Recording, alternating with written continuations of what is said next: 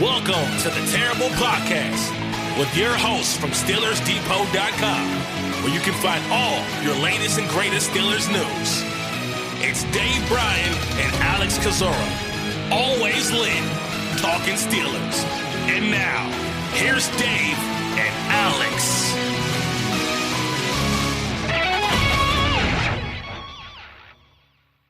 Welcome to the Terrible Podcast, Season 13, Episode 56. He's Dave Bryan. I'm Alex Kozora, SteelersDepot.com. Thanks for being back with us here this Friday, Steelers Nation, as the Pittsburgh Steelers get ready to travel to Atlanta to take on the Falcons this Sunday at 1 o'clock. Pittsburgh 4-7 on the season, again taking on the Falcons, who sit at 5-7 on the year. So barring a tie, somebody's leaving with 8 losses. But Dave, how you doing?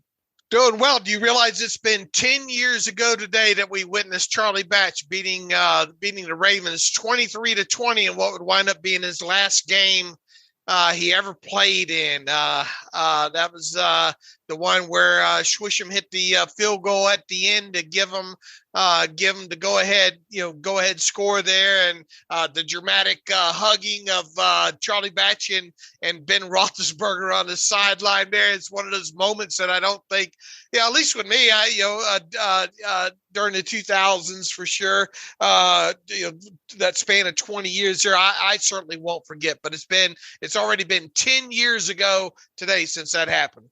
Yeah, time flying by. And I think about, to bring it to Atlanta, that 34-34 tie. It's one of my earlier Steelers football memories, which is to make you feel old, because I know that's not one of your earliest Steelers memories. But for me, that Plexico Burress making that catch at the 1 yard line in that bonkers game. Don't play Atlanta too often, but that's a memory that certainly sticks out. And overall, they played the Falcons really well. And every time they do play the Falcons, though, you want to talk about first football memories. The first NFL game that I ever attended was that preseason. I believe it was a Monday night preseason game at Atlanta Fulton County Stadium. There had tickets for that. Bradshaw, Swan, all like that. So that's been. I think I was around. What was I, about 12 years old? I think at the time. So it was probably around 1979, 1980. But got to see a preseason game between the Falcons and the Steelers that year. So certainly significant whenever they play the Falcons, because that brings up that memory.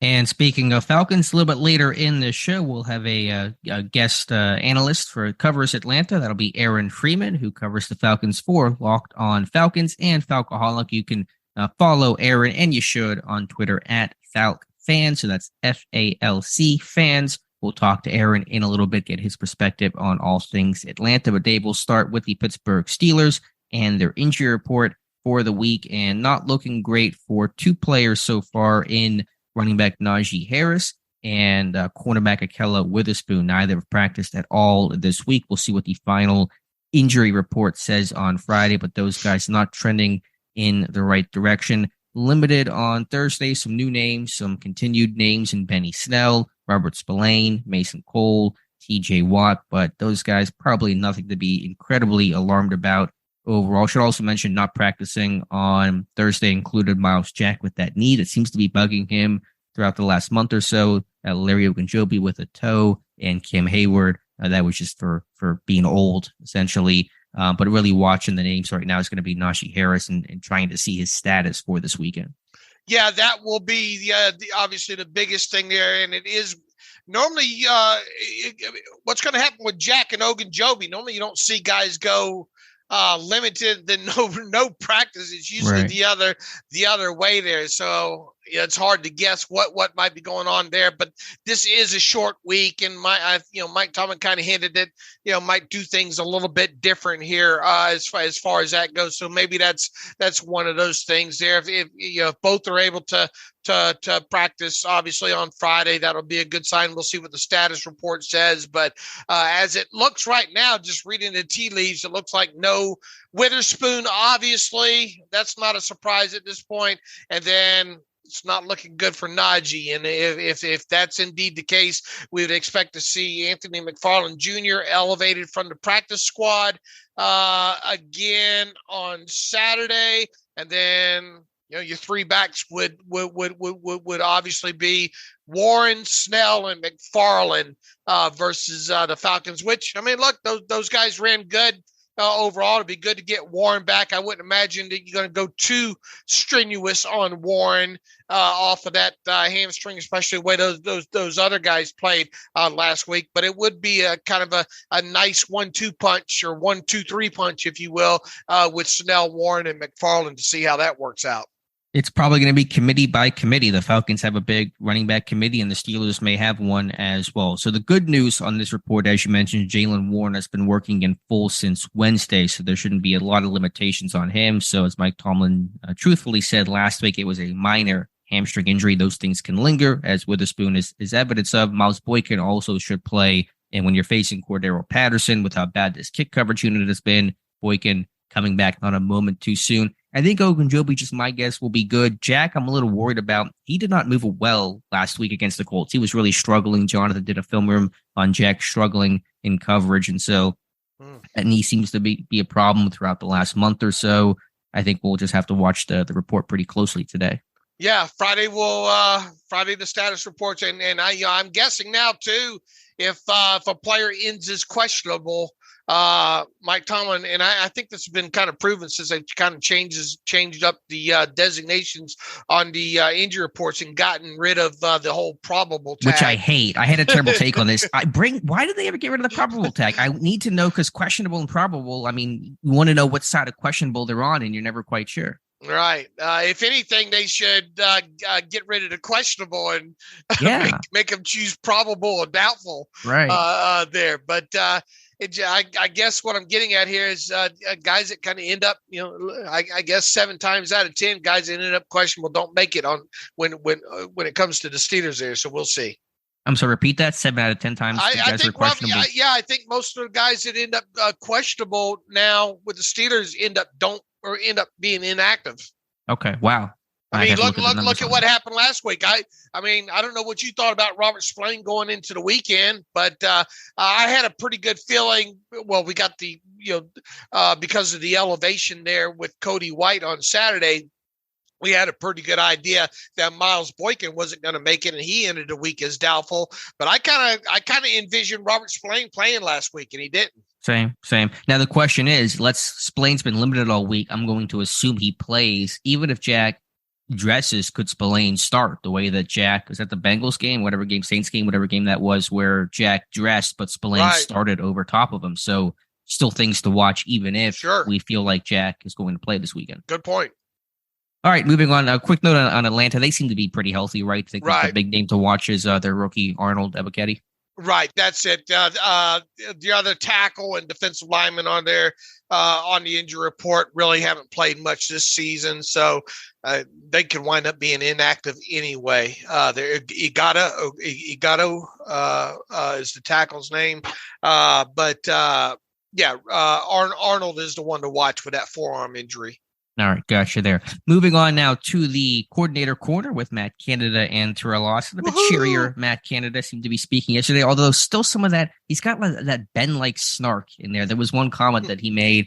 He was saying, we watch all the plays around the league, as I'm sure you guys do too, just stuff like that he drops in there. But anyway, Canada speaking about Kenny Pickett, a lot of questions about his improvement and things like that. Thought a really interesting comment Canada made was talking about Pickett is now basically scrambling to throw as opposed to scrambling to run, in the sense of keeping his eyes downfield. And whenever he leaves the pocket, it's not just to take off, it's to look for the open man. And if that's not there, then he's going to take off. We've talked about that quite a bit. I pointed that out against the Bengals. I thought he had some of those great examples of him being able to keep his eyes downfield, scan, and throw as opposed to running. That was evident on the 2-point conversion as well against the Colts. So to me, that's one of those subtle things you're seeing a lot better from Kenny Pickett. Look, he's last couple games seems like he's made good decisions on when to run and when not to run. Obviously, there was some design, probably one too many design quarterback keepers in there, but you have that. We've seen him be able to effectively use the quarterback sneak, and in particular this last game, we've seen him be able to extend a play or two for sure in these last two games. So that's definitely progression in a positive way. He's not scrambling just to run now, as you stated. And look, even going back and rewatching some of that all 22 from this last game, once again, I think he's starting to use his eyes a little bit better as a weapon. Even on that middle of the field throw to Pickens that, obviously could have been higher off the ground, and Pickens probably could have done it or should have done a better job of catching it. I thought Pickens did a great job of using his eyes to manipulate the linebacker out of the throwing lane there, and kind of make him think he was going to Freiermuth underneath there. So going to be interesting to see as part of this progression what that looks like in the next game. Mike Tomlin says he's getting better. It seems to be getting better week by week, and really everything that Matt Canada had to say, I think on Thursday was on was right on the money.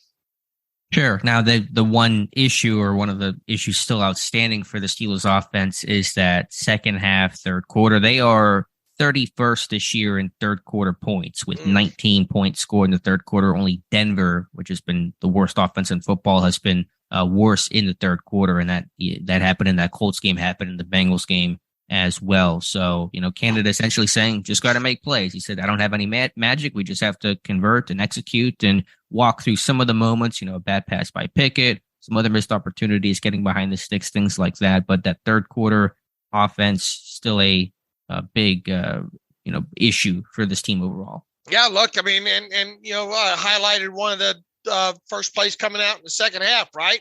Looks like you had that screen there if you want it, and you don't block it up there. And then you go back in and look at, I believe it was second half there. Well, it was, because they overcame the negative play in the situation, ended up scoring a touchdown there. But that little slip screen to the tight end to Gentry over to the left side, Alex.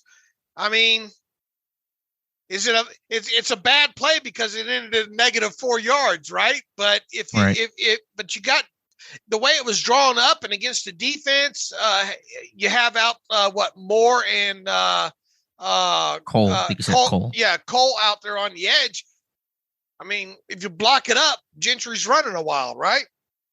Yeah, I mean, maybe the message is don't run screens early in the second half, because it didn't work against the Bengals. Although it looks good on paper, the execution's not been there. I mean, I get with Gentry, he's kind of the decoy, the last guy you think is going to touch the football. You think about the Bengals game week 1, gets a big 30-plus yard play off of that. But do you really want Gentry being the guy in space? Because that thing's got to be blocked up perfectly, because Gentry's not going to probably do a lot to create after the catch.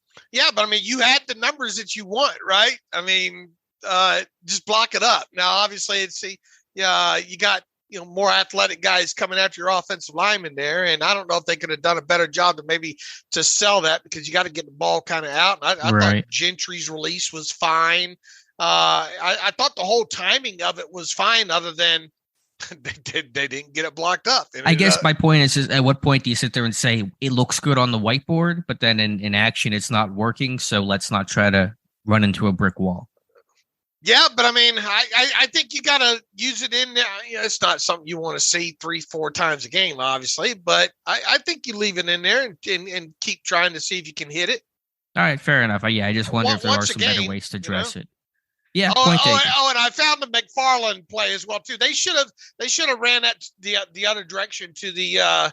They should have ran it to the field side and run it exactly like they did against run the two wide receiver verts on that side. They it looked kind of clunky the way they drew this one up in there, and it led to it being tightly covered. Yeah, it wasn't perfect, but be sure to send that clip to Matt Canada so he can use it. This may be the last weekend he can use it. Maybe last chance for McFarland. So we'll see what happens. Anything else with Matt Canada that he spoke on that you wanted to discuss? No, I think we hit, not turning football over and that kind of stuff. I mean, it really wasn't that in depth, but I think we got it. Moving on now to DC, Teryl Austin. Talked about Cam Sutton's football IQ, talked about James Pierre's work ethic. So you're seeing the cornerback group get better, grow, and that will have to continue. Although the Falcons pass game, not the most daunting group in the world. Drake London, first round pick, and still can't take anything for granted. So speaking well to the growth and maturity of that cornerback room. Right. And didn't he get a little bit testy about asked about something about Grumpy or there was the angry little man comment yeah. about Millette. Yeah. Yeah. It seemed like he kind of snapped back a little bit about that. I don't know why there, but anything else kind of stick out to you? We talked obviously about Patterson and having to defend against him this week, and a lot of praise for Alex Highsmith during his interview yesterday. You think, did he make it seem like James Pierre was kind of a one-off, if you will, or in other words, does he sound committed to playing, Pierre on the outside some and Sutton in the inside? He had made a reference to a flu bug going around the room, and if I'm reading the tea leaves, that would make it sound like Millette wasn't 100%, and that's what kind of bumped Sutton inside more. I don't know how true that is, but there's probably some validity to it, I'm sure. But I think the recognition was that Millette just can't be the every down guy. That was never the plan with him. We've talked about that several times already. So I don't know if I got one-off comments. He seemed to praise Pierre overall. Right. But we'll see how it looks against a pretty run-heavy Falcons team, where A, you might not have three corners on the field a lot, and B, when you do, you probably want guys who can stop the run. So you probably will see more Millette this weekend. Right. And once again, it does, at least up until this point, I don't think the Falcons are heavy 11 personnel team there. But no, they barely have three receivers on the roster, let alone three guys you play. Right. Go ahead. Just what else do you have on Austin? Yeah, I was just going to say two quick things. One, the situational football.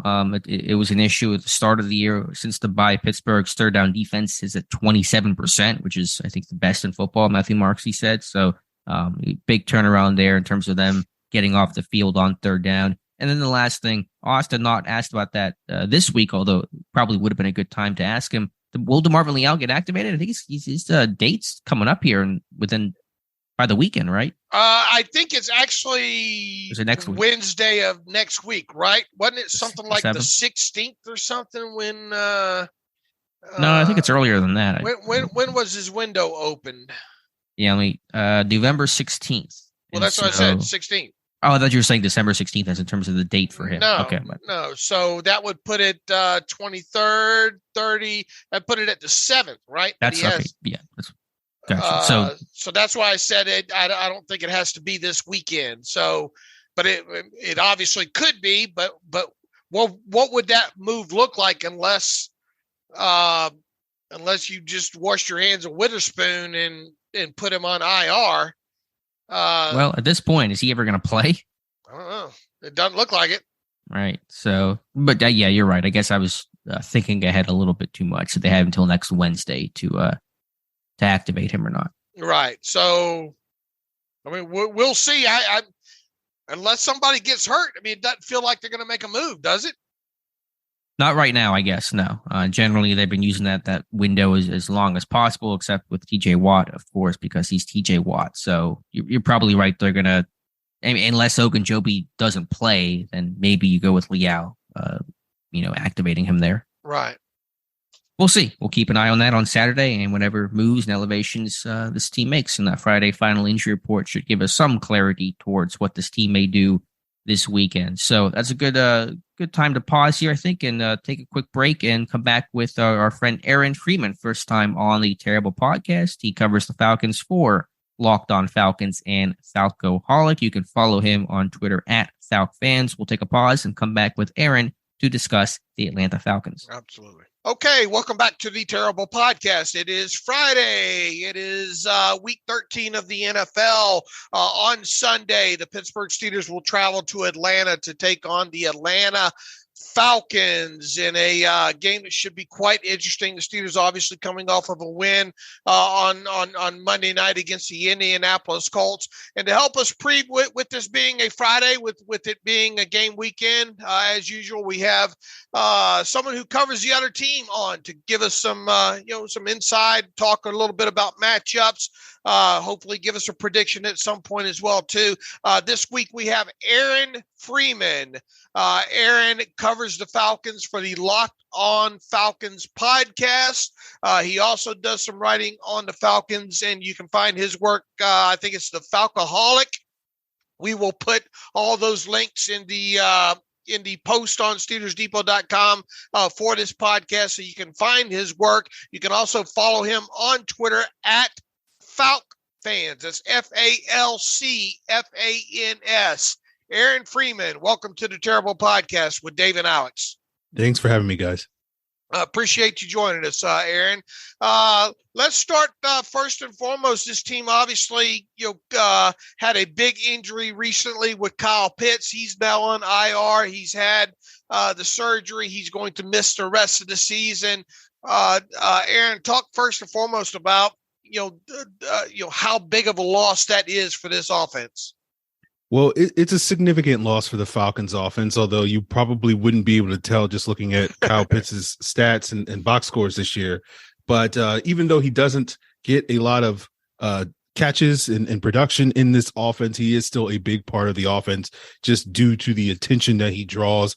And obviously, you guys know that, when you take a weapon like that away, that has at least the potential. We haven't seen that potential realized too often this year, but at least has the potential to be a threat. It does make the defense's job a whole lot easier. They can focus on some of the other players like Drake London and Olamide Zaccheaus and Cordero Patterson a lot more and focus on keeping those guys contained. So losing Kyle Pitts is a big loss to the Falcons, but obviously we know that the Falcons offense is not predicated on throwing the ball to their tight end, much to the chagrin of fantasy owners worldwide. But it is really about running the football. So while it's a significant loss, it isn't necessarily as devastating as it would be for most teams losing their number one weapon. Without them, when you look at the tape, it looks like even without Pitts, they are who they are. And that's not a lot of 11 personnel. They tend to have a lot of two tight ends still out on the field, as you mentioned, or as the tape shows. Man, a lot of zone, outside zone reads, that kind of stuff. They use Cordero Patterson out of the backfield. In other words, without Kyle Pitts, they still are who they are, right? And that offense, as you kind of just said, runs through the ground. They try to stay in, third and manageable type situations. You don't foresee that changing. You don't foresee that maybe an uptick in 11 personnel moving forward, do you? No, not at this point. There was a glimmer of the possibility that they might try to transition a little bit more to those three wide receiver sets in that 11 personnel, but then they cut sort of their third wide receiver in Bryan Edwards last week, who wound up going to Kansas City.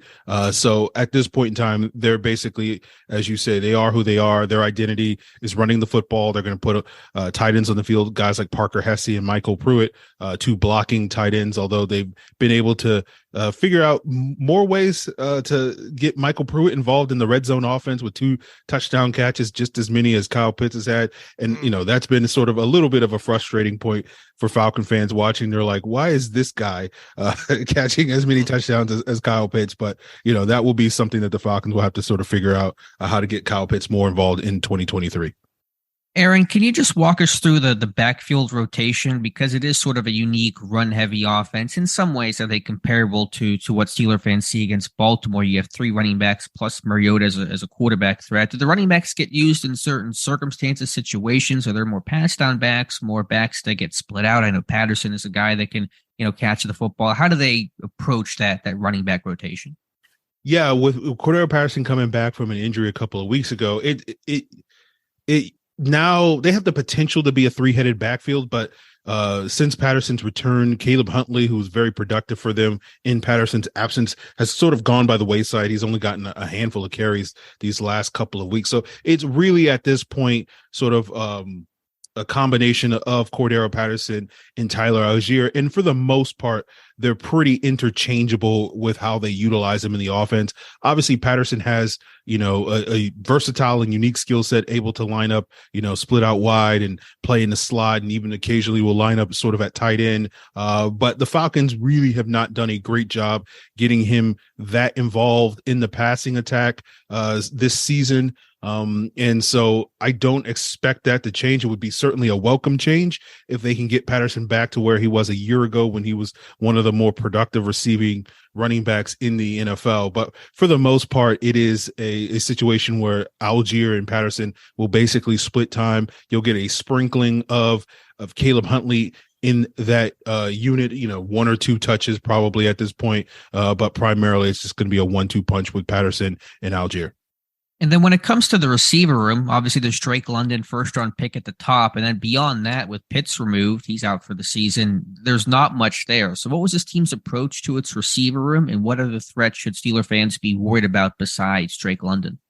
Yeah, I think Olamide Zaccheaus, who's sort of been their de facto number 3, with, Kyle Pitts kind of being their number 1 and Drake London maybe being a 1A or 1B type. Zaccheaus is a big part of their offense, particularly when it comes to like third downs and critical downs. He's been their primary chain mover, or at least their most reliable chain mover when it comes to his targets. He's also been their most explosive playmaker, which has been a little bit surprising. Last I checked, he had about 9 20-plus yard plays this year, and Drake London's only had like 5. Kyle Pitts only had like 5.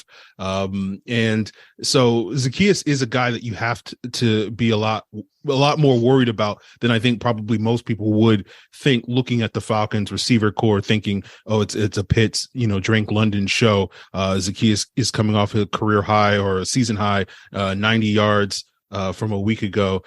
So he's a player that I think you have to keep an eye on. The last couple of weeks, we haven't really seen Drake London be heavily involved in the offense, and hopefully that sort of will change this week, in part due to the fact that I am starting him in my fantasy team this weekend, and I need him as we're gearing up for the playoffs. But I do hope to see a little bit more involvement from Drake London, but primarily it's just those two guys that now with Pitts down, the tight ends aren't going to be a big part of their offense, other than occasional pass to Hesse or Anthony Ferks or Michael Pruitt in certain situations. So it's going to be basically the Drake London and Olamide Zaccheaus show at that wide receiver position, although you do have to keep an eye on guys like Damiere Byrd. He's been another sort of vertical threat for them in their offense. And Kadero Hodge, who's primarily been a special teamer throughout his career, has also shown up at some critical situations on third down. So it's mostly Zaccheaus in London, but every now and then Damiere Byrd or Kadero Hodge will sort of sneak out there, and you're like, okay, who is this guy catching the football and making one of these big plays down the field? Aaron, have you seen with the with the Falcons and as much kind of that zone read that they run with Mariota and all? Have you seen a lot of teams attack that with kind of the mesh charge off of the edge? I think a couple of times I saw one of the Washington defenders do it there, but I don't think they relied heavily on it. Has that been a way to kind of deter a little bit of that zone read out of Mariota? Because obviously he's running with the football quite a bit, and they're not afraid to use that. But have you seen a lot of teams try to defend it that way? Yeah, you've seen a decent amount of that, and it's been effective when teams have been able to sort of identify that. Washington kind of struggled with it early in the game, and it was very effective. Mariota's running in that game, and then late in the game, they were able to sort of thwart that, which set up that final play that resulted in Deron Payne deflecting the ball and Kendall Fuller intercepting the ball in the end zone. So teams have made adjustments to that, and that's been one way that teams have been able to keep that in check. But obviously, Mariota can't hurt you with his legs, so certainly teams will have to game plan for it. But it hasn't been consistently a huge part of the Falcons offense. Some weeks it is, like last week, and in other weeks they kind of, don't like to utilize a lot of it. Primarily, I think when the Falcons have loved using it is really in the red zone.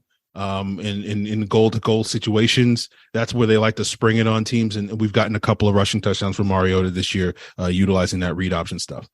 Right tackle, I guess, Caleb McGarry this week. How big a concern is that going up against TJ Watt? I would imagine, because they like to use a lot of multiple tight end sets, that those will probably be the TJ Watt's side overall there. Protection issues overall. This doesn't seem like a team that likes to drop back and throw it deep too many times. They take their shots overall, but I'm guessing this will be a Mariota try to get the ball out quick type game. Yeah, they have definitely been doing their best to kind of hide some of their deficiencies in terms of pass protection. The offensive line has been outstanding, obviously, in the run game, but a little bit deficient in the pass protection. Falcons have dialed up a lot of play action this year in order to sort of mask those issues in recent weeks. Especially, they've been trying to get the ball out of Mariota's hands at a much quicker rate with some high percentage throws. As far as the Caleb McGarry, TJ Watt matchup, yeah, that is going to be certainly a challenge for McGarry. He is having his best season so far as a Falcon, as a former 2019 first round pick. And this is a contract year for him. So he is basically playing for his NFL future and is playing at a level as a really good run blocker and a capable, functional, whatever term you want to use, pass protector. But the thing that has always given Caleb McGarry struggles, and something that TJ Watt probably will be able to take advantage of because he's done it so many times against other tackles over the years, is speed, right? That's really sort of where McGarry kind of struggles with those really explosive guys that can win on the first step. He's not the quickest foot guy. And so I do think, as you mentioned, putting a tight end beside him to try to slow down that rush certainly will help him and maybe keep him, allow TJ Watt to not have the sort of monster game that I think people are hoping and wanting to see from him now that he's a couple of weeks removed from that injury.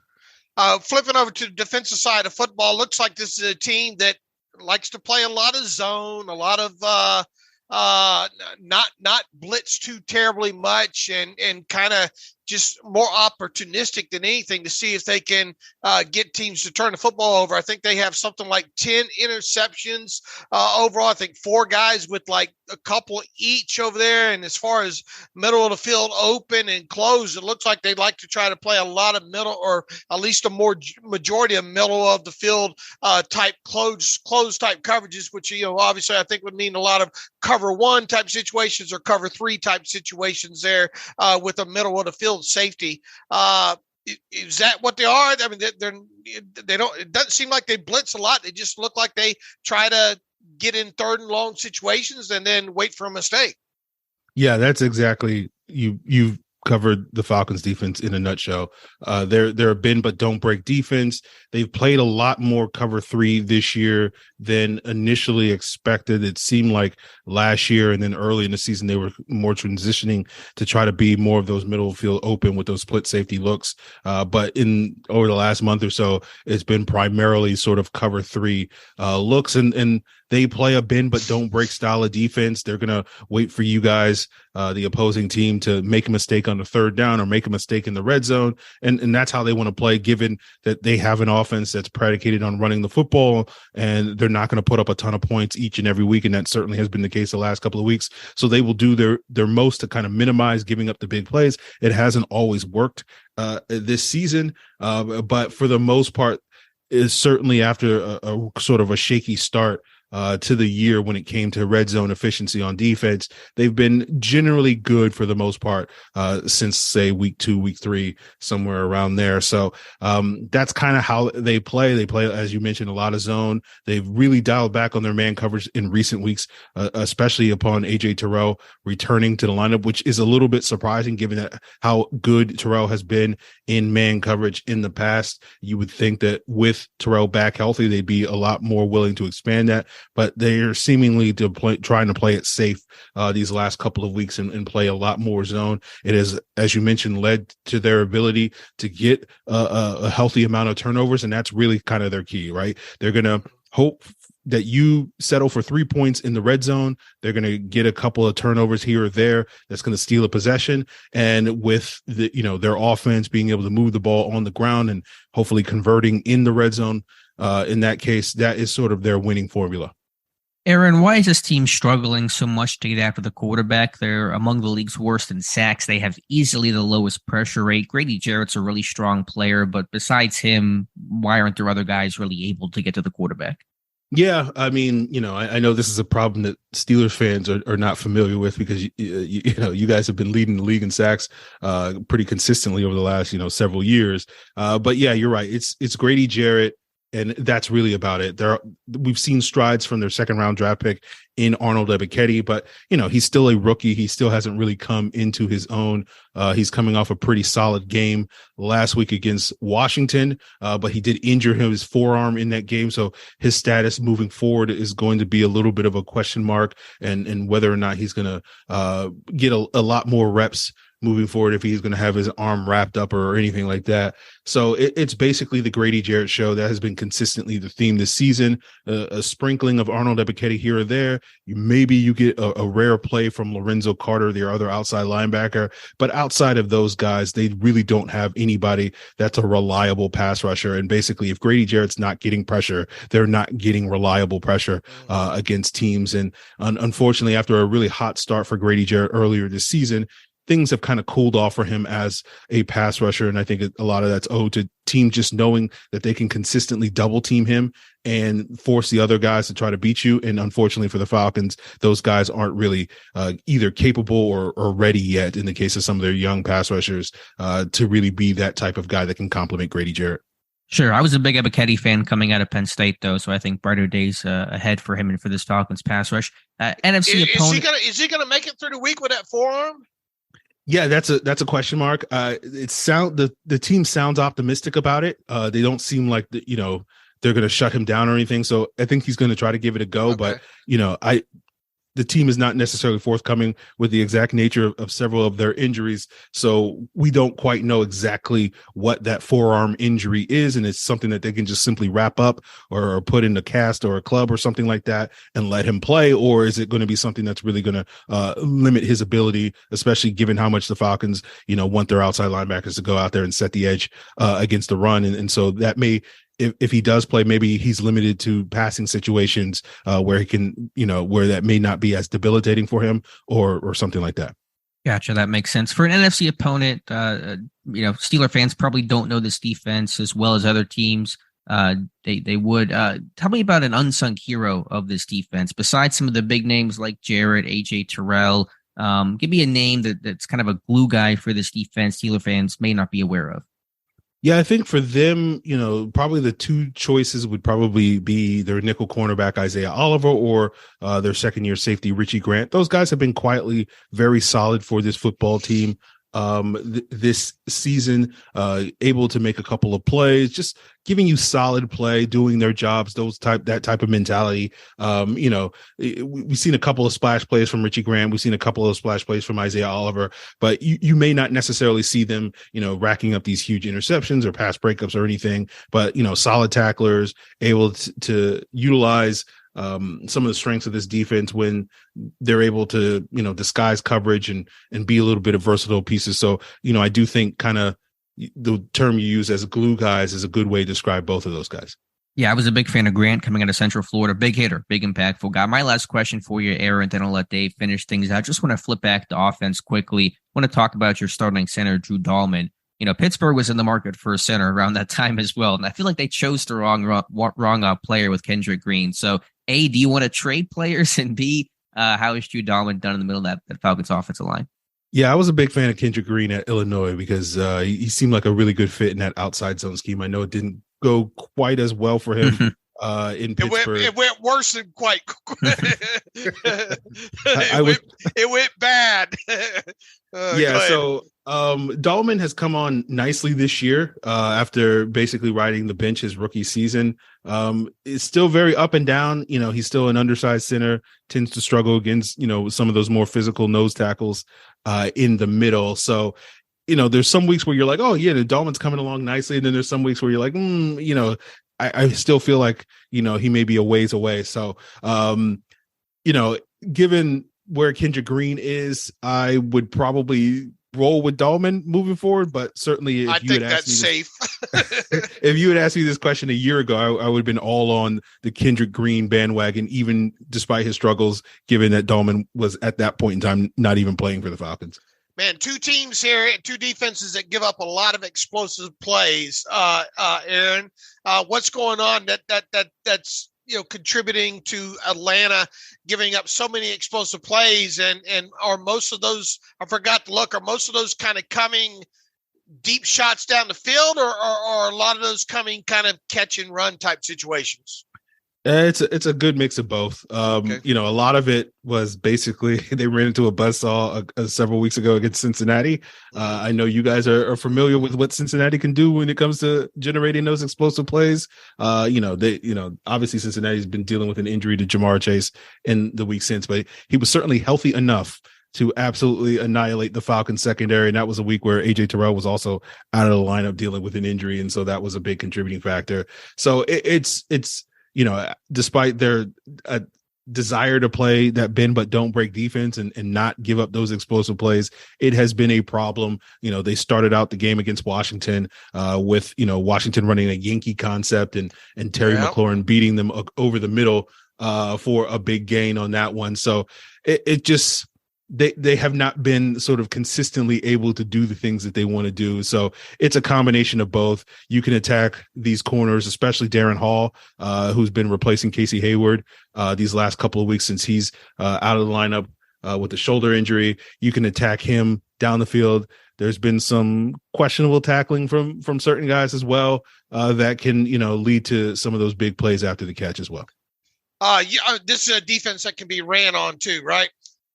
Yes, you're killing me, guys, with pointing out all the problems on the Falcons defense. But yes, their run defense has not been particularly great, and it's not going to get better given the injury to Taquan Graham, who along with Grady Jarrett were the two most reliable run defenders in the middle.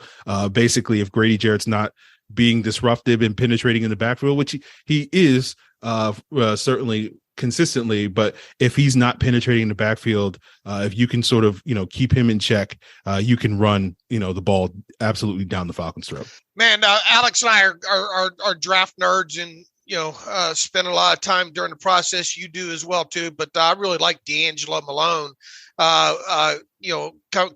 coming out this past season. Why aren't we hearing more about him? Yeah, this has been sort of the through line with this Dean Pease-led defense, the Falcons defensive coordinator, where they don't tend to trust rookies all that much.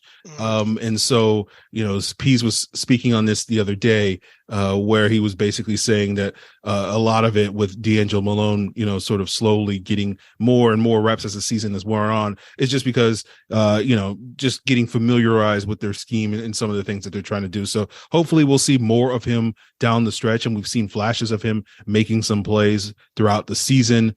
But I think a lot of it is just owed to, they like to have guys that, know what they're doing. And so far through his rookie season, at least in the first half of the year, they didn't necessarily trust him to be that guy that knew what he was doing. But slowly but surely, they're getting him more up, so he's getting a little bit more comfortable. And hopefully we can see him make more plays down the stretch. And then obviously we're hoping, similar to kind of what Drew Dahlman and Taquan Graham and Richie Grant, some of these guys that barely got playing time as rookies will sort of explode in their second years. All right, Aaron, weird kind of game. Opened on Tuesday, I think. Falcons a 1.5 home favorite on this. Since there's been money pouring in on the Steelers. It's flipped it now to Steelers a road favorite at a 1.5 here. Cordero Patterson going to take it easy on the Steelers. What do you have on this one as a final score? How do you see this one going? Yeah, I like the Falcons in this one only because it's at home, just because generally they tend to start a little bit better at home. And I think that will put some pressure on the Steelers with Kenny Pickett to maybe not as be reliant on their running game to sort of carry the offense and maybe force them to throw the ball a little bit early if the Falcons can get out to a fast start. Some of their issues for the Falcons have been they get those fast starts and they don't necessarily maintain it through the second and third quarter. So that will be something that they'll have to worry about. But I think it's going to probably be a low scoring affair, a lot of running the football, a turnover here or a turnover there will probably be the deciding factor for, whoever winds up winning this game. The team that can secure the ball the best will probably walk away with a W, but I have the Falcons winning something like 20-17. All right, fair enough. Tell people where they can find all your work, Aaron. They can, of course, check me out at Locked On Falcons daily, Monday through Friday on wherever they get their podcasts. They can check out my writings at thefalcoholic.com. And you can also find me being very snarky about the Falcons on Twitter at Falcons. Man, you're fantastic. Appreciate we hit you up kind of last minute there and you obliged, and we certainly do appreciate this won't be the last time we have you on, Aaron, down the road here. So Aaron, from Alex and myself, thank you for being on the Terrible Podcast today with Dave and Alex. Thank you, Aaron. And welcome back to the Terrible Podcast. And again, our special thanks to Aaron Freeman. You can be sure to follow him on Twitter at FalcFans, who covers Atlanta for Locked On Falcons, the podcast, and Falcoholic.com, where he writes. So be sure to check out his content. They're really good stuff from Aaron for first time, guest on the Terrible Podcast. Yeah, look, like he'd done it several times before. Really, really was impressed. Got some good information out of him. He knows that team. I've seen his work all over Twitter before in the past, so I think he, from an X's and O's standpoints and schematics, and definitely from personnel standpoint, I think he knows what's going on there. Definitely. So let's preview the game ourselves here, Dave. Pittsburgh 4-7, Atlanta only 5-7, but very much in that terrible NFC South division. I mean, they are, I think, second place right now, right behind Tampa Bay. So it's really up for grabs. So this game means a lot to both teams. It certainly means a lot for Atlanta to try to still be in that division race. So starting with the Falcons offense, I just have to say off the top, Marcus Mariota's been healthy this year, and very rarely has he ever been healthy. And so to have that consistent, steady presence, I mean, he's not playing great football, but I think he's run that offense effectively. So that's where it starts for me. A guy that can beat you with his arm and certainly beat you with his legs. Really a manager, right? Game manager type situation, especially now that they don't have the tight end in Pitts and all like that. They use him as just matriculate it down the field, boys. That's what it feels like. They'll run, boy, if you like zone running teams, that run all gamuts of the zone, you'll like this one because it's all over the tape. It starts with the they'll obviously do some read option type stuff with him, and based on what's crashing down, he'll keep it or not. He's not afraid to take off with the football, that's for sure. And the other stuff there, they'll throw some inside zone. They'll even try to run some of that stretch outside zone or run some toss.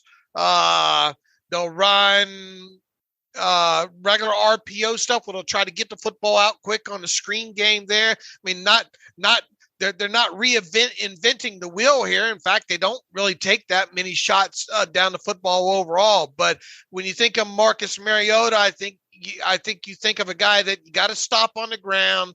You got to make sure you have those passing, those escape lanes sewn up in passing situations, and don't let them escape that way. And you kind of play opportunistic football, because if he's forced to continue to push the football down the field, that's when you're most likely to take it away from him here. So I would think that, we talked about the that mesh charge every now and again when we talk about quarterbacks willing to run. Mariota's certainly one of those. So I think you'll see the Steelers try to utilize that early and say, all right, you want to keep it or give it away. Regardless, you're going to take a pop, Marcus. Right. I do want to offer a medical warning for anyone about to watch this game on Sunday. If you get motion sickness, please be aware, because there's going to be a motion off between the Falcons and the Steelers offense. These teams run a ton of motions, orbit trade. Yeah. I mean, they are doing everything pre-snap. Teryl Lawson spoke to that said, whenever they get to the line, what they look like is never how they're actually going to be when they snap the football. They're always trying to do something to try to displace people, and just mess with your eyes and things like that. So expect a ton of motion pre-snap from both offenses in this game. When it comes to the Falcons in the run game, I think two things. I think zone reads, I think outside zone. They got a good outside zone scheme, good stretch scheme. Patterson can hit the edge, and then they run that zone read concept with Mariota. They incorporate an arc block, so essentially they'll have a tight end come across the formation, won't block the read of the defensive end. He'll move to the second level and have an arc block to that. So there's some layers to that. Very much a 49ers Shanahan-based kind of offense. So how do you defend zone read? How do you defend outside zone? Those things will be pretty critical in this game. Yeah, your best defense in this one might be put points on the board. Get them kind of out of their comfort zone.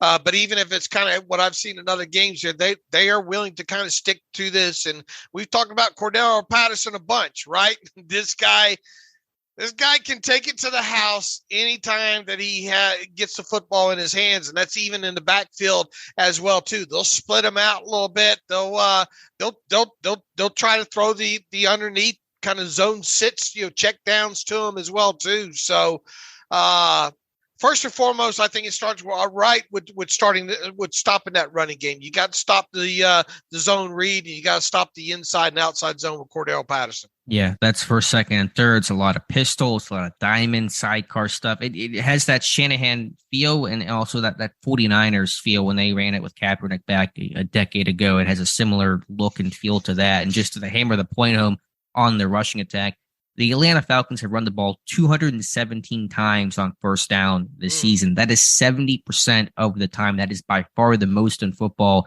Second place are the Titans at 65.9. So a pretty big gap between first and second place. I mean, they don't really hide what they're going to do in terms of run pass. They just try to dress that up as much as possible, so you're not quite sure what look you're going to get. So it's an interesting offense, not a big play offense. How much would you compare with the Baltimore? I don't think there was a question asked about that to Teryl Austin. I certainly see similarities between what the Ravens have done and what the Falcons do. Oh, absolutely. In fact, my terrible take yesterday was this is assuming they can get the W here. You obviously don't want to look past this game and think, well, what if they get their second win in a row, and then you got Baltimore up next. But I mean, if you want to plan out kind of a schedule for things to work on and dress rehearsals for, this is the way to go, is my opinion. Start with the Falcons, and then spend time working on defending that, then move up to the Ravens the following week. So yeah, you're exactly right. There are a lot of there are a lot of things that you'll be able to, that you put into, I think, prep time this week, be able to carry over next week. Now, although those Ravens tight ends are a lot more deadlier in the passing game than the Falcons, obviously without Pitts now here. But I tell you what they'll try to do as well too with the Falcons is not only in that outside zone, they do a good job. Those guards, I think, of in that outside zone of knowing when to turn that thing back inside. If they can win the reach in the cutoff area, those guys got a great feel for trying to get those creases in that outside zone open in a hurry. And Cordell Patterson can certainly run through those lanes as well too.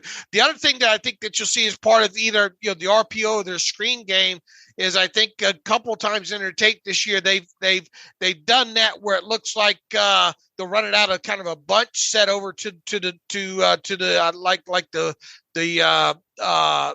the boundary side, and then have those guys fake going out up to the edge and blocking and releasing upfield, and Mariota kind of pumping the screen and then going vertical to, say, a slot fade that way. So that there's got to be some sort of an alert on that, because they'll try to, I think, lull you to sleep with kind of that zone read or so, quick screen game over to the side, only to run a pump fake and fake block and release up for an explosive play or a slot fade. Yeah, I would say their pass scheme is constraint play based, where they're going to run one thing to set up something else. And so the example that you're illustrating is in the scouting report. They ran a tunnel screen to Patterson against Washington early. Then they faked it later in the game and hit a slot fade on divide concept. We've seen routes. We've seen Roethlisberger do that before, right? Yeah, it's not unique to Atlanta, but Atlanta certainly that's their bread and butter. They are very much constrained play action, make the runs look like passes look like runs, things like that. I was gonna, to my question earlier, I was gonna flip it and say certainly preparing for Atlanta helps you prepare for Baltimore, but I think all the years spent preparing for Baltimore helps you prepare for Atlanta this week because you don't see the Falcons that often, and so you don't know their personnel as much. But because that offense is on a base level, there are probably nitty gritty, granular differences, but I think just what you do against Baltimore helps you actually get ready for a team you only play once every 4 years. So that's one thing working in Pittsburgh's favor. But to your point to the pass game, I think in straight plays, play action, max protect, 2-man routes, I think getting to the quarterback will be interesting because the Falcons are always moving the pocket. They're always kind of sliding the line, and it's rarely a traditional pocket on 3rd and long. It will be, but early downs, they're always kind of sliding and things like that. So how will Pittsburgh attack Mariota with kind of a different look and feel, kind of what Miami does? That'll be interesting to watch. Yeah, you almost try to, you give up. You have to kind of be resigned maybe to giving up some sacks to prevent Mariota from escaping and doing stuff with his legs.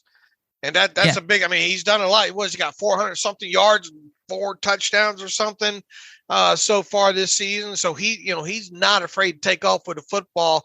And if there's 2 ways that this Falcons team is going to kill you, it's 5 yards a carry on the ground, or it's a couple of explosive plays delivered by Cordero Patterson or Marcus Mariota on the ground there, because they're not really a team that I think, especially without Pitts right now, is going to scare the bejesus out of pushing the football vertically down the field through the air. No, but they have some weapons. Drake London's a 1st-round pick, big pedigree guy, height, weight, speed type player, or at least height, weight. He's got the body, size to go out there and have some jump ball opportunities and things like that. And beyond that, there really aren't a lot of names, but sometimes those no names can kind of hurt you. Zacharias, as Aaron mentioned, it's a speedster. Hodge has been a big play threat. He's averaging over 16 yards per catch, and they schemed things up well. They ran Y-Leak for a touchdown in the red zone against Washington. The tight end kind of leaked out and found some open grass backside. And so they have a good identity. And so when you have a team with a good identity, they're always a challenge.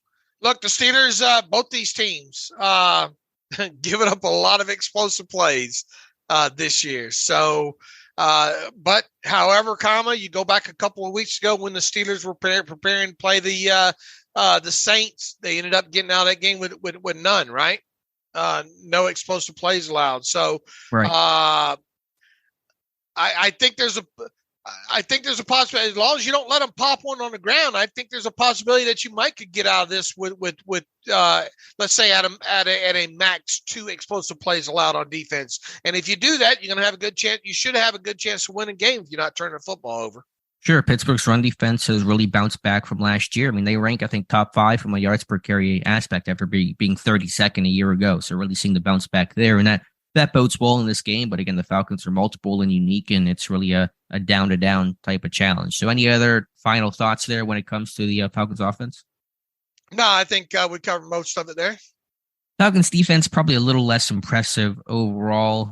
Their run defense is middling, I would say. They do have a former 1st-round pick in Rashawn Evans at linebacker in the middle, who Pittsburgh had a lot of interest in whenever he came out, but that's a whole separate conversation. So what are you seeing with this Falcons front?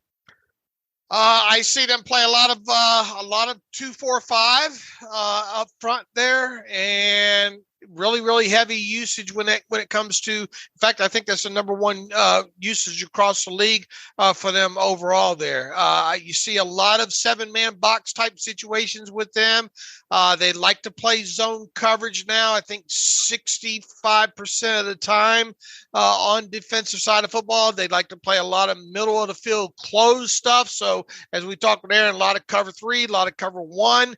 They don't play. Once again, their man usage is, I think, around 20%, and that has them near the bottom of the league in that. And then on top of everything else, they don't blitz a lot. 16%, I think, usage of the blitz this year, and that ranks towards the bottom of the league as far as blitz per percentage as well goes on top of it there. So they're really more of what I consider kind of an opportunistic defense than anything else. Yeah, I think with their front, they match. They're Cincinnati-like in the sense of when teams go heavy, they're going to go heavy too. So if you're going to come out with multiple tight ends and two back and stuff like that, they're going to have a 5-man front. They're going to run that 5-2 look and try to really stop the run at the first level. If you can get into that second level, then that's where you can kind of find a crease and find some room. They're a really good. They're a fundamental unit. They don't, as you said, they're not crazy schematically. They're not going to do a whole lot of interesting things and wrinkles. They don't blitz a ton, but they've only missed 37 tackles this year. That's third best in football, and they get to have a bye week, so they're probably even better on a per game basis. So they don't miss tackles. They're fundamentally sound. They are allowing the big play, which we'll talk about in a second, but I just think schematically they're not trying to do too much and just trying to play kind of very much a base type of defense. Yeah, they just try to play the keep you behind the chains game and hope you try to make a mistake on third down situation there overall. But it is alarming with them to look at them playing that style of ball with that much zone defense, and they're still giving up a lot of damn explosive plays. Yeah, to your point, as many as Pittsburgh, correct? 45 plays at 20-plus yards this year through the air. Those two are right there near the bottom, right at the bottom of the league.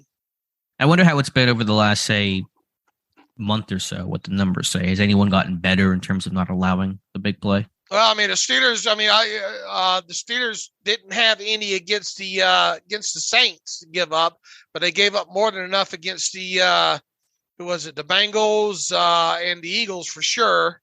Without a doubt, though, a good chunk of those explosive plays that they did give up did come out of two games, particular with against the Eagles and the Bills. When we talk about the Steelers side of things, though. But I mean, they still gave up like 6 to the Bengals, and what did they give up to? What did they give up? 3, 4 to the Colts.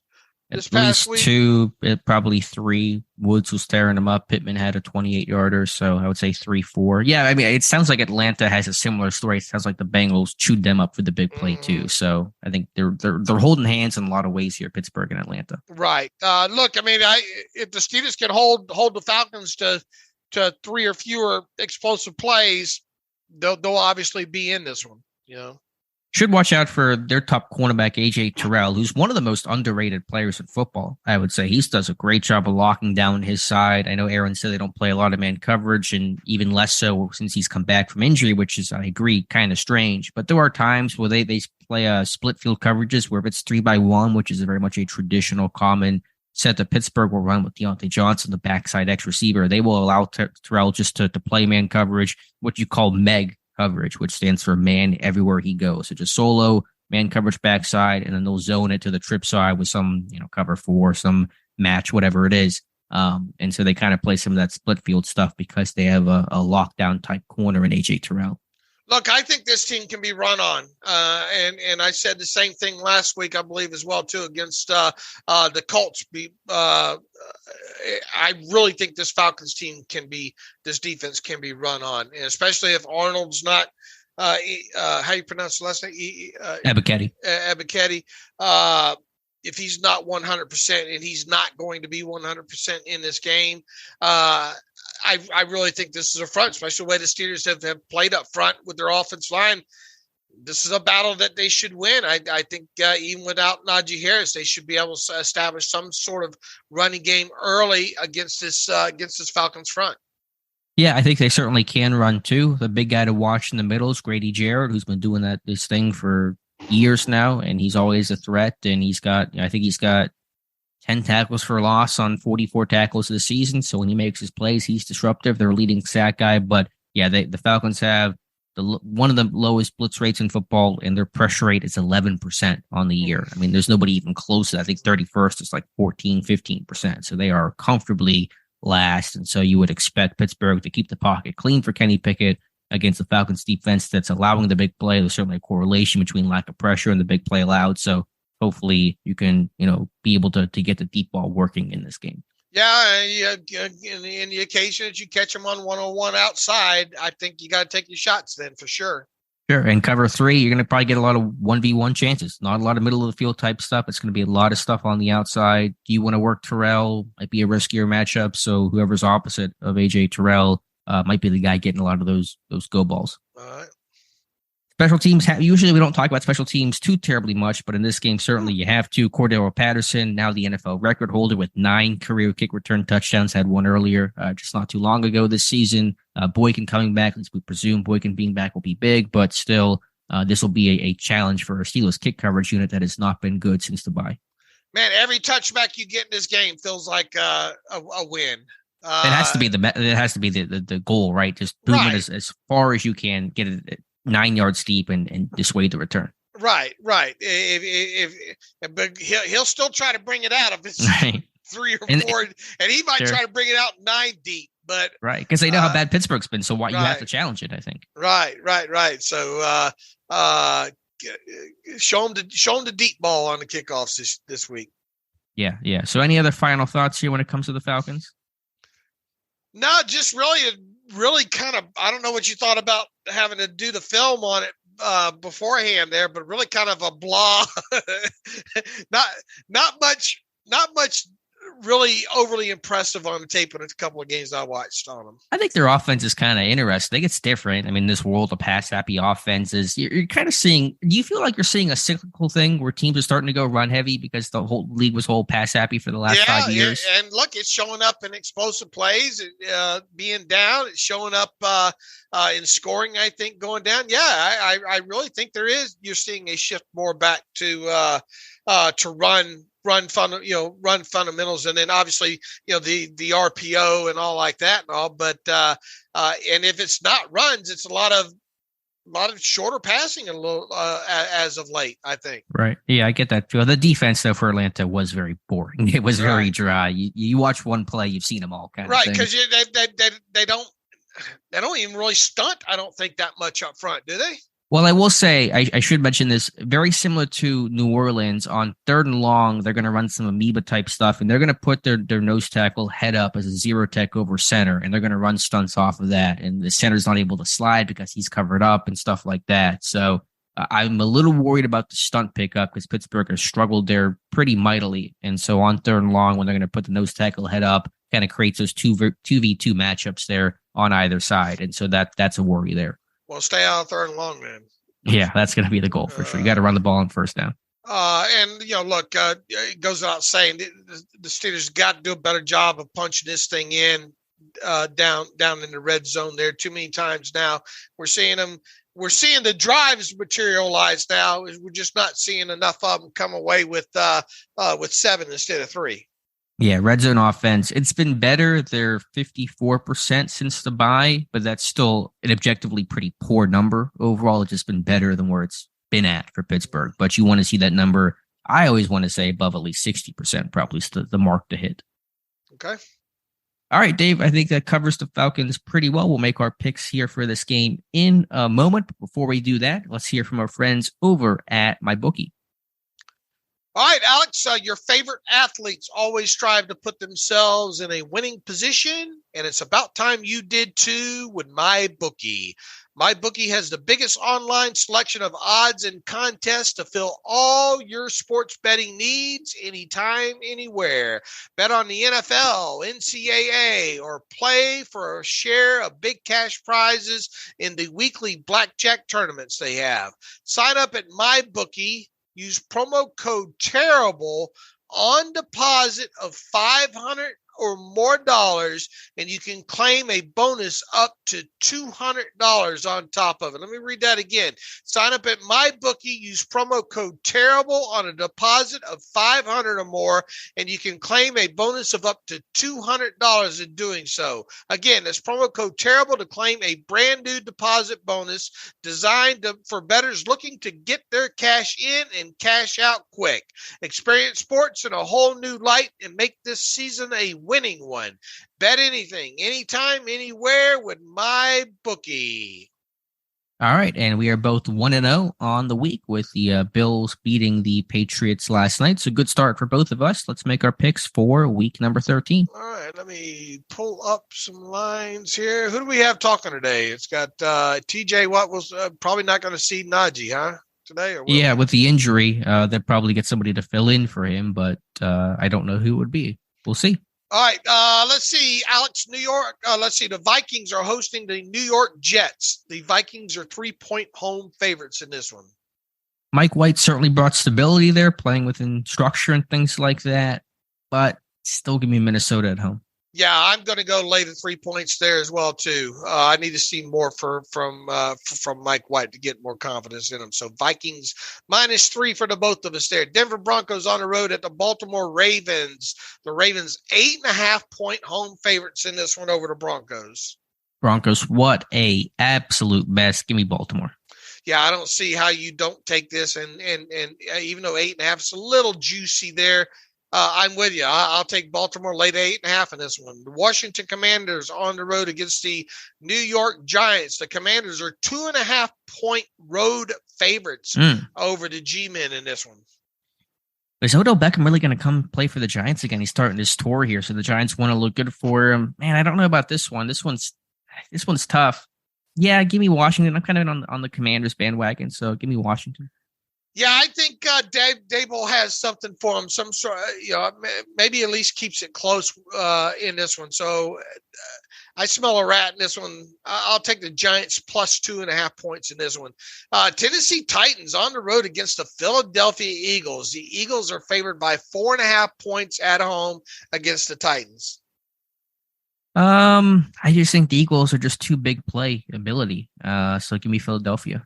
I think the Titans can control the football through the running game right up the gut on this defense. I looked at some stuff this past week that if Tennessee can run like most people think they can run, they'll keep this game very, very close throughout and might possibly even win it. So I'm sold. Give me that Tennessee Titans running game plus the 4.5 points in this one. Jacksonville Jaguars on the road against the Detroit Lions. This is a pick'em game, so pick 'em. I'm picking Jacksonville. I've really been encouraged by Trevor Lawrence's progress. I'll go with you there, too. Even though it's a road game, at least it's in a dome there, right? So give me the Jaguars in a pick 'em straight up here. Cleveland Browns on the road. It's the Deshaun Watson ball. Return of Deshaun Watson. And they're doing it's like it's not even happening. It's the league doing a good job of kind of trying to keep the attention off of this one, I think, overall. Weird. His first game back playing his former team on top of it. Browns on the road laying 7 points against the Texans in Watson's first game of the season. Yeah, I don't know what to make of Watson in this one. First game in 2 years. There's going to be rust. To what degree and how much does it impact then, I'm not sure. But given the strength of that run game, other guys to lean on, and just the Texans being so bad, I think Kyle Allen's still starting, I believe, and just no quarterback in Houston right now. So I'll go with the Browns. I think the Texans can at least keep it close, Alex. I think Watson and that rust and playing at home. I think the Browns win this, but I think the Texans cover. So I'll take the +7 there. Green Bay Packers on the road against the Chicago Bears. I guess Aaron Rodgers is going to play after all. Man, the Bears are beat up. I think I even saw Chase Claypool on the injury report this week for the Bears here. Packers laying 4 on the road against the Bears. Oh, man, that's a good one. I mean, the Bears offense has been better overall. Packers have been so, I'll say it's a field goal type game. I think Packers win, but Bears cover.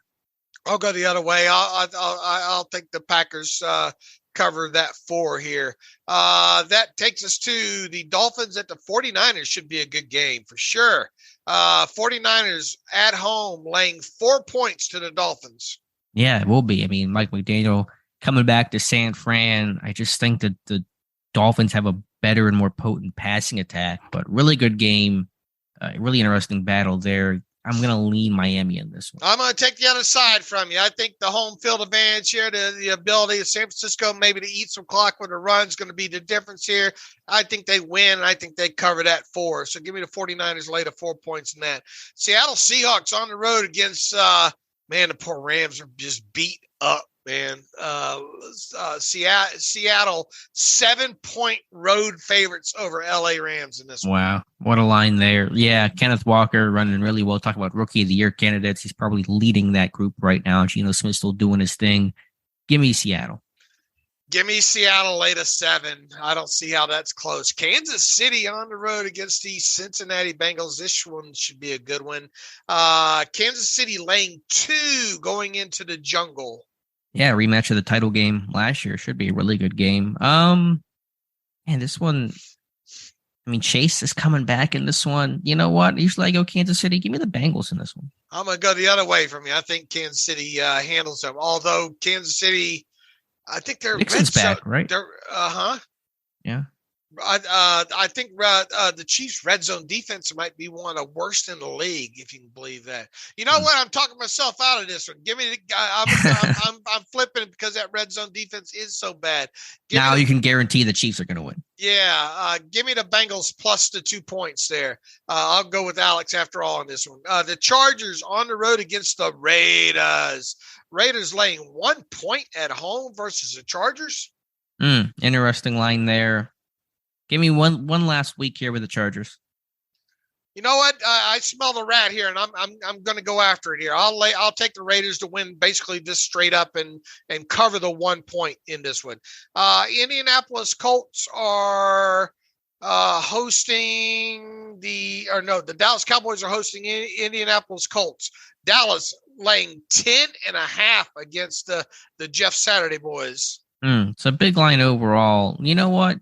Dallas wins, but the Colts with Saturday, they find a way to cover this one. I'll take Dallas covering that 10.5 on this one very easily here. Tampa Bay hosting the New Orleans Saints. Alex, Tampa Bay laying 3.5 at home. I believe this is the Monday night game. Yeah, give me Tom Brady in Tampa. You know what? I'll take it's in Tampa. I might be a little bit more tentative just in New Orleans. Give me Brady late at 3.5 in that. By the way, Drew Brees not struck by lightning. It's officially confirmed. So that was just some marketing just a promo, huh? Stunt. Yeah, a lot of fun. That brings us all the way back to the Steelers versus the Falcons in Atlanta. This thing's moved all over the place here. It was a 1.5. In some places with the Falcons starting the week, the favorite by 1.5, it moved to the Steelers laying a 1.5 in this one, depending on where you got it.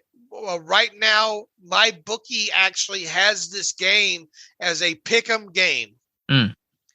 I liked your Seinfeld, George Costanza moved tie-in. I'm not a big Seinfeld guy, but I've watched enough to know that reference overall. I've really been mixed on this one. I've been trying to talk myself into picking Pittsburgh throughout the show, with the Steelers' better run defense, the Falcons' lack of a pass rush, lack of a passing game, the secondary having some issues there. The thing that I just get worried about, and I was doing some research earlier in the week, and there honestly wasn't an obvious, clear correlation, but I just think about Pittsburgh, short week on the road. That's a tough thing just fundamentally to do. Monday night, which is on the road, and then you're going on the road on a short week to Atlanta, one of their longest road trips of the season. I think about the Saints coming out flat against Pittsburgh in a similar situation. They played Monday night against Baltimore, then went on the road to Pittsburgh and did not play well overall. So, I want this team to get its first win streak. They've not had a winning streak at all this year. You're apologizing a lot here. I'm really talking myself through this one here. So anyway, let me wrap this thing up. I got Atlanta winning this one. It's played close games the entire year. It'll be another close game, but I got Atlanta winning this one 20-17, just as Aaron's score prediction was. All right. Man, I've been on the opposite. This is one of those that I talked about like last week. This is a game they should win, in my opinion, especially without, now that the Falcons don't have Pitts and, Pickett's been progressing. I think that defense can play better, even better. There's no way I'm not taking it. I mean, I have to take the Steelers in this one. I will be very disappointed if they even lose this one, because this is a game I think they should win. I have this a 1 point win, though, after all said and done. I think the Falcons maybe get a late field goal in this one. I'll take the Steelers 24, Falcons 23, 1 pointer. For a guy that talked us up so much to have a 1-point squeaker. Well, the man likes to come through the back door, right. But if you're on the pick'em line there, that obviously won't matter. But I think the Steelers controlled this for most of the game. And maybe in typical fashion, they give up a couple late scores and make it closer than what it should be. But I will be disappointed if this team loses to the Falcons on the road, just straight out. I would be too, but I've come to learn to be disappointed by this team this year. It's hard to have nice things this season. Well, we're not many times we're on the opposite side of this thing with them. Right. And I don't know. It's just tough circumstantially. Like, you're on the road, a short week. I mean, Atlanta just as a base thing, just as being like a home team in general, has an advantage just having the extra day. Let me tell you, there's going to be a lot of Steeler fans in that Mercedes-Benz Stadium, though. Sure. If you're a Steeler fan and you're from the South, you don't get many opportunities to come that close to go get them, or go see them. So there's going to be a lot of Steeler fans in attendance for this one for sure. Absolutely. So we'll see what happens, and we'll, as always, root for me to be wrong. There you go. All right, let's got a couple minutes left here. Let's get to some reader emails and close out today's show. All right, let's do it here. Let me pull up the email machine. I think we just got a couple of them in here. William Gress, good morning. Like many Steeler fans, I have been frustrated with Matt Wright's kickoff duties and field goal performances.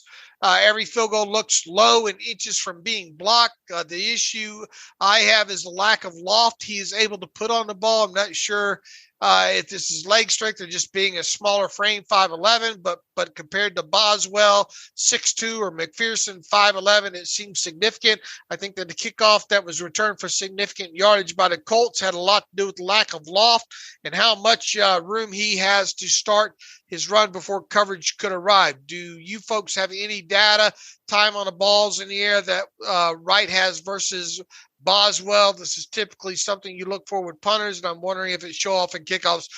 I haven't been charting that. Alex, I doubt you've been charting that loft time either, right? I've been wanting to, because I think it might be the biggest component to an issue to look at. I think Wright has the leg strength. We talk about the 89-yarder that Dallas Flowers had, that one 7-8 yards deep. So it's not that he's incapable of getting the ball into the end zone. It was a dome. I mean, it's good weather conditions, all those kinds of things. So I wonder about the hang time, but I have not taken the time to actually sit there with a stopwatch and chart it. But that's something that certainly would be logical to talk about and wonder about. Yeah, look, William, you heard Alex and I talk about this because of Cordero Patterson back there. Let's see if Wright's got enough leg strength to kick it out of the back of the end zone, because there's no way I don't tell him to try to do that. The less times that Cordero Patterson can touch the football, especially on a kickoff situation, the better for the Steelers there. So, no wind, and you would think this kid would be able to get it at least 7-8 yards into the end zone, right, Alex?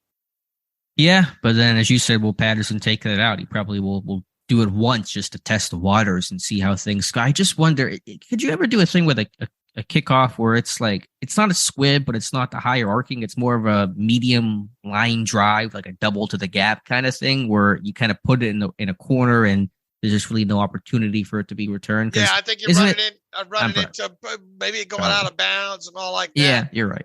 Which, against Patterson, may not be the worst thing. I will just boot it into the third row, take it at the 40. No, I'm kidding.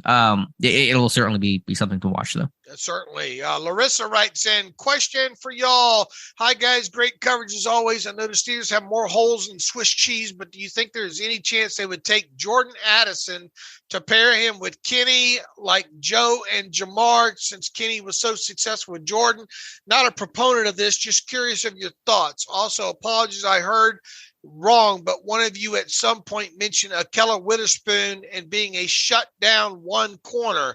I'm curious what made you think that. That was not me. I don't think it was either of us. We talked about that was the goal, that he could potentially be that guy, the need for him to be that number one cover corner the way he was last year. He had the tools. The question we always had was, could he put it together and be consistent about it? And obviously has fallen short of the mark this year, plus been injured. Larissa writes, he's not even a good number 2 corner. Maybe by Steelers standards, a below average secondary play. He was the best, but I think he's very calculated in how he plays and isn't super aggressive all the time. I'll say this about Witherspoon in the limited time that we have seen him. He has been more willing to stick his face in the fire when it comes to setting edge. But even so, as much time as he's missing, look, he's cheap, so I don't think you just outright, cut him during the offseason. But with that not being guaranteed money, to me, he's going to have to earn his position on this roster next year. That's for sure. Sure. I don't think he's a number 1. No, he's not right now, but I don't want to, rewrite history. He was the top corner this team had at the end of last year. He was making plays. He was picking up passes, breaking up passes. I view him more opportunistic. In a couple of those situations, but you got to have that. And look, anytime you get a cornerback that has 3-4 interceptions, you can't ignore it. Right. I mean, I just don't want to everybody was impressed by Witherspoon last year, as they should have been. So I just it's easy to forget about. But I mean, he was really good at the end of last year. But again, can he do it over a full season? That's always been his issue, and it's never really happened. Now, in terms of Addison, sure, I think there'll be interest there. I haven't done the tape study too much. Watch out for the one guy who just declared yesterday, Zay Flowers in Boston College. I think makes a lot of sense for Pittsburgh. Of course, not that we're going to lean too heavily on these things with Pittsburgh, but Mike Tomlin, Dino now plays for Boston College. Tomlin's made some trips up to BC this year to watch him. So I'm sure Zay Flowers has caught his eye as well. Yeah, and Zay's going to act. What's the deal with is there more of a battle now between the Senior Bowl and the Shrine Bowl than what it used to be? Well, they're the same week, which I think is dumb. I mean, it was like that last year. Right. What I'm getting at is is one side paying more money or what? It seems like the Senior Bowl is doing a better job of acquiring better talent. Yeah, I haven't, because there's some drama there, which I try to just ignore. It's under new management. The Shrine Bowl is with Eric Galko and that crew, and there's been some rumblings. And certainly, when you have them the same week, you're competing. The fact that they're the same week is pretty silly to me. They should be separate weeks so they each get their own attention. And you're not competing. I think that's kind of strange. But yeah, it feels like there's the Shrine Bowl's trying to make themselves a bigger presence. All right. Well, we're going to have people at both. For sure. But as far as it's easy to draw the comparison to, or draw a line to Jordan Addison. I don't think this team is going to draft a first round wide receiver. I think there is a possibility, obviously, with a second round pick now at this point. I mean, you don't know what you have in Calvin Austin really yet. And I don't know if you can hang your hat on that. And I think if you can get this team another offensive weapon, skill position wise, assuming they re-sign Gentry and all like that, and then it's obviously going to be wide receiver. So will it be Addison? I don't know, but I mean, it's easy to draw the line to it. Sure, it'll be discussed this offseason, I'm sure. Jason Kelly writes in, hey, boys, it was fun to hear Dave apologize to Cordell Patterson on Wednesday's show. It reminded me of the hardest you've ever made me laugh. He says it was years ago. I think the year Patterson came out, Dave said something along the lines of Cordell Patterson sitting in the corner eating crayons. Oh, my goodness. Every year I see him in highlights or in Madden. Since then, the image pops into my head, Cordell going to town on a 64-count box of Crayola. I don't remember talking about him eating crayons, but I have been very hard on Cordell. Not so much the last 2 years, because I've been forthright these last couple of years of saying, man, that guy just keeps making plays. But I was you want to talk about an offensive guy that I missed? It was him, and that's why I feel obligated anytime he makes a big play to make sure I point out that I probably owe him a cold drink for being on him so hard. Thank you, Jason. Let's see real quick. Mathena writes in, you guys discussed the left tackle versus left guard position the other day in the podcast as it pertains to the 2023 draft. Whenever you two disagree, I generally find myself agreeing with Dave Bryan, but this one I'm rolling with Alex. While acknowledging tackles are more valuable than guards, left guard is the bigger need on this offensive line. Dotson is in year 3 and is flatline, whereas Moore is in year 2 and still ascending.